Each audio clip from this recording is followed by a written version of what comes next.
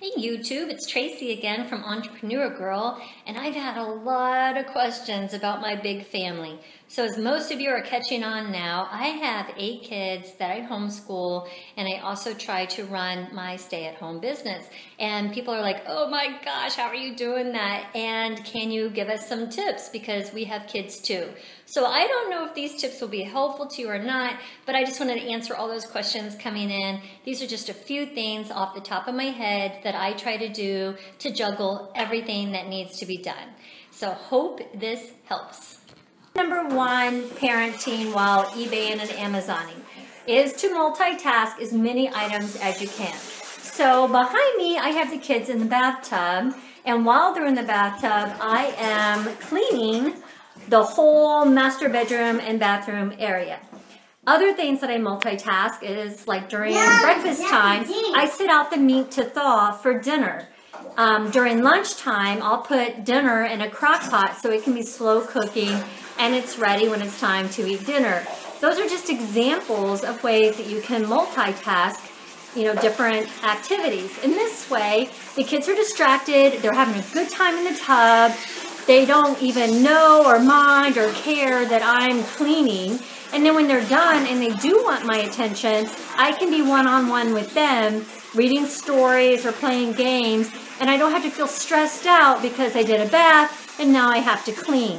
So the trick is to do as many things like, while they're distracted, to do as many things on your to-do list as you can. So that way when you say to them, hey, it's time for mommy to work, I'm going to work for 3 hours, then they know and you know that that's your time. You don't have guilt and they're not going, mom, dad, a million times. Or you can just look at them and say, hey, remember, we spent the whole day doing your things and now this is my time to work. And they have a better understanding, you don't feel bad, and more gets done in your day. So tip number 1, multitask everything that you can. Okay, tip number 2 for shopping with kids. So we eBay, we Amazon, we have a family, and what do you do when you have to take everybody with you to shop? So one thing I do is I utilize the cart. I keep the little ones in the cart and the bigger ones, holding on to the cart. And then before we get into the store, I talk to them about the expectations. So my kids are pretty versed in this, they're used to it, but we'll cover it one more time just so everybody on YouTube knows. So when we go in the store, listen, when we go in the store, we're going to have 3 rules. We're going to stay in the cart or right beside the cart, right? Number 2, we're going to be quiet. You can talk to each other, but not to mommy, so I can shop. And number 3, we're only going to buy 1 treat in here. So we're going to buy 1 thing, and that's it. So don't ask to buy everything you see. Only 1 thing. So what are our 3 rules? Listen. Stay by the cart. Stay by the cart. You can talk to We only can get 1 thing. And you can talk to Potato, but not mommy. Right. Only talk to each other and be quiet, and we're only going to buy the 1 thing. Treat. Those are the 3 rules. Good job. As far as what I do, I try to be really consistent with our rules. So we consistently use the cart. That way they know to expect it. If I were to let them out of the cart, then every time we went to a store, there would be a battle, whether they were running around or in the cart. So I'm just consistent with our rules. They're always in the cart. I always expect them to whisper. Do they always do it? No, but if I'm consistent, then we're more successful when we shop. The other thing that I do with consistent rules is to reward them when they do a good job with the rules. So today we're at the dollar store, so the deal is that we'll get 1 treat before we leave if they're good. I don't give in. If they're bad, we leave without the treat. Because if they think you're going to give in even when they're bad, then they're not going to be good for you. So we're consistent with the rules, and we always have a reward. Ideas for rewards, I'll show you here when we go to another store. Today I have M&Ms with me, so we'll do M&Ms. I brought bags of little Ziploc bags of goldfish that they can munch on while we shop. We've done McDonald's Happy Meals. So when they're in the cart, I can pull stuff out of my purse and actually hand it to them in the cart at most stores. Some stores that doesn't work, but Walmart, you know, they have a McDonald's in Walmart, so you can even get a Happy Meal, you know, shop during lunchtime. They can be eating their Happy Meals in the cart while you're scanning things. So consistency with the rules and rewards. Try to be really quick. When you're with kids, you can't just walk slow and kind of take your time with everything. So when I have to have the kids with me, I try to have an idea in my head what I want to shop for and just get to it and be really, you know, quick to get to those areas. So in the dollar stores, I pretty much know what areas I'm going to look for, and I'm just going to go to those and scan while having the kids. But their attention span, you know, of course, is smaller. They don't want to sit in the store for an hour scanning. So I try to be mindful of that when shopping with them, and while I'm driving here, kind of be thinking about which areas I want to hit only those areas, and be quick. When shopping with the kids, put them to work. So here I've given him the bucket to hold, and as I grab things, I hand them to him and he puts it in the bucket. And earlier she was filming, so she was also working. So they learn to work while we're doing this. So why are we shopping here today? To do videos. To do videos? And what else? Why are we buying items? To sell. To sell. And to eat at the baseball game. Yes, and our treat is to eat at the baseball game. Why do we sell items? To get money. To get money. And how do we do that? eBay. eBay and Amazon. So do we try to buy items for low money and then sell them for higher money? Yeah. Yes. Do you help me sometimes? Yep. Kind of. Do you help me ship? No. No? Do you help me pick out items? No. Do you help me, what do you help me do? I just did the video. Yeah, you do the video. You help me carry stuff. Sometimes you help me pick out items, like you tell me great toys to get. Yeah. Items that you like.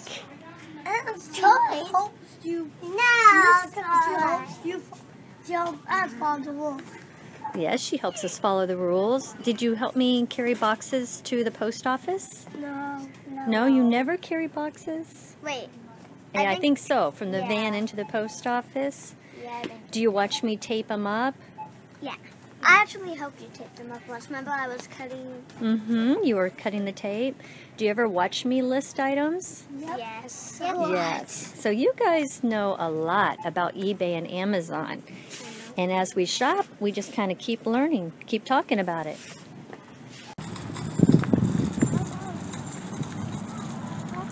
So we just got in the car, and I was a little concerned that you couldn't hear me because I was whispering so much in the store. So I just wanted to recap the 3 tips that we went over in the Dollar Tree. So the first tip that we had while I was at home was during bath time, and that was multitasking. And I just wanted to add to that a little bit because I told you some ideas about multitasking at home with food and your schedule and that type of thing. But I also multitask when I'm out and about, because today we're actually on our way to a baseball game, and then real quick in my head I kind of thought about our route and realized that there were a couple of stores that I would like to hit on the way, and that saves me time and gas and another trip into town on another day. So I kind of multitask just as a way of life. You just kind of get used to thinking about things a little differently so that you can do multiple things at the same time. 3 tips that we covered in the store. One was to have a clear-cut rules and be consistent with it. And also to reward the kids when they followed your clear-cut rules.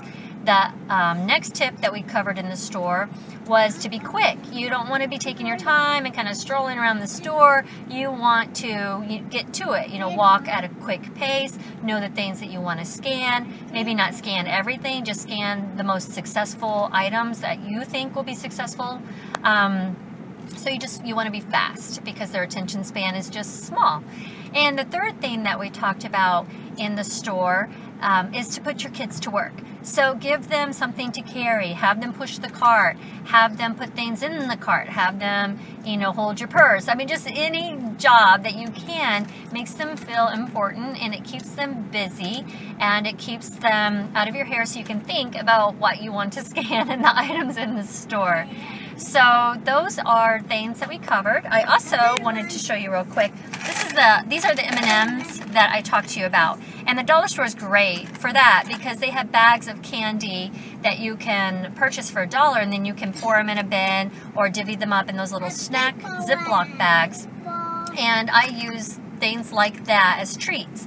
Treats are things that they don't get every day. They only get on special occasions, and I save those special occasions for when I need to work and I need them to be quiet.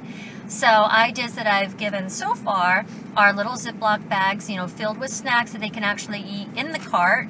Or I might have, just a few pieces of candy in the Ziploc bag, and they can hold the bag and look at it, but they can't open it until they have followed the rules successfully in the store. So it's a real good visual reminder to them to, hey, I need to be good. And so that's really successful. Also, food, they're hungry. They like to snack all the time. You can bring apple slices if you want healthy options. You can have a kid's meal, Happy Meal, that they can eat in the cart while you're shopping. Food lasts a really long time. So that will buy you, sometimes up to an hour of time just with food. So those are just some little tips, and we'll continue them more after the ball game. I'm just going to go ahead and tell you now, you might as well start at the bathroom when you walk into a store, and that way you just go ahead and get, I gotta go potty, out of the way. So our rule is that you potty when we get there and you potty when we leave, but we don't potty in between. So that way no one has to go to the bathroom. Okay, we're home now, and the next tip is the schedule. I know we've talked about the schedule before, but as you can see on our board here in the house, I have our schedule prominently placed. I also have the schedule on my phone, and I also have the schedule in my office. Now, our schedule here is constantly being revised, as you can see in my handwritten notes, but I break it down into everything that we have to get done within the day. A really great schedule is only part of it. You have to stick to it in order for it to do you any good. So this schedule that is in my phone, I have alerts set to. So every time it's time for me to move to the next activity, I have an alert that goes off on my phone. And this way I know that it's time to go to the next thing, and I have to stop doing what I'm doing. This is really, really, really, really important, because the tendency that we all have is to finish the thing that we're doing, or maybe, it's the thing that we want to do, so we just kind of keep doing it and we don't move on to the next activity. But then what happens is, at the end of the day, you've, maybe got a lot of eBay done, but you didn't spend any time with the kids and you have a lot of guilt, or you didn't, spend any time cleaning the house and you have guilt. So if you do a little bit of everything, even though you may not have gotten any one thing completely done, you feel great at the end of the day because you got to everything. And if you get to everything on a daily basis, it's amazing what you get done. You really do accomplish a lot. Even if on no particular day you got everything that you wanted to get done. I hope that makes sense, but a good schedule is really good, but sticking to it is even more important. The next tip is sometimes you just need to get sitters, or you need to get help. I'm lucky now in this life stage, I have teenagers that can help, but you may have access to grandparents or perhaps teenagers, or a neighbor that has a teenager, but sometimes you're just going to need some quiet time. I needed this time when I was doing my first shipment for Amazon FBA because I was really stressed out about it. I don't know why I got so stressed out about it, but I was, and I just felt like I needed the time to sit and really focus on it. And that was hard to do with mommy, mommy, mommy, mommy, mommy in the background all the time. So a lot of times I can work with the kids around. I've gotten really good at listing now, and I can kind of list in the midst of chaos. But sometimes when you're learning something new, or, you know, there were just pockets of time that you're struggling with something and you need it to be quiet and you really kind of need to think a little bit. And during those times, it's best just to go ahead and plan to have someone else caring for the kids, because you don't want to be snappy at them. You know, that's just going to make you feel worse. So I would just go ahead and calculate that into your time, you know, calculate that into your finances, to go ahead and have those pockets and have someone to kind of take it over. So if you have family close by, that would be terrific. You know, maybe it's just, can you watch Johnny on Friday night because I need to plan the shipment, and just plan for your difficult work hours that you really need to get a lot done. I've done this for eBay. Sometimes when eBay runs those specials like free listings, you know, all you can list free for 4 days, I sit down and talk to my husband about it and say, hey, look, you know, this is coming up and I really want a marathon list for like 2 days. And they literally hardly see me. I put my hair in a ponytail. I'm in my pajamas for 2 days. All I do is like list. It doesn't happen all the time, but on the times that it does, you know, it's just nice to be able to have someone to support you. And whether that's a best friend, a paid babysitter, older teenage children, your husband, whatever, you just need to go ahead and calculate those times with the kids.